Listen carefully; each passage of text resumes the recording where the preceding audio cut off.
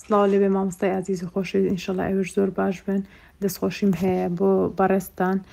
من سوپاسی خی گەورە ئاکەم کە لەم ساڵا توانیم بەشداری بزنس لیدەر بکەم ڕاستەکەی، چونکە بۆ من زۆر شت ڕۆم بۆیەوە کە چۆن جیاکاریەکان بناسین، چۆن دەستبێشی خۆمانکەین، پلانی استراتیژی ئەمانە هەمووی لای ئێمە زۆر غامز بووە لەگەڵ ئامادەکردنی ئەو کەسانێکی ئێوە یاوتانە بە ئێمە و کویزەکان و ئامادەکردنی ئەوەی کە لەسەر براندێک ئێمە ئیش بکەین. بەڕاستی ئەمانە هەمووی نوێ بوون بۆ ئێمە لەم کۆرسەیە. دەستخۆشیم هەیە بۆ مامۆستا ئاوات و بۆ ستافەکەی. ئینشەئەڵڵا بتوانین ئێمەش خاوەنی بزنسی خۆمان بین لە داهاتووە، بتوانین لە ڕێی ئەم زانیارانەی کە وەرمانگرتووە ئێمەش ئیشەڵا ئیسفادەی لێ بکەین و بتوانین کەمترین زەرەر بین و بە دەستپێکێکی باشەوە دەست پێ بکەین لە داهاتووە.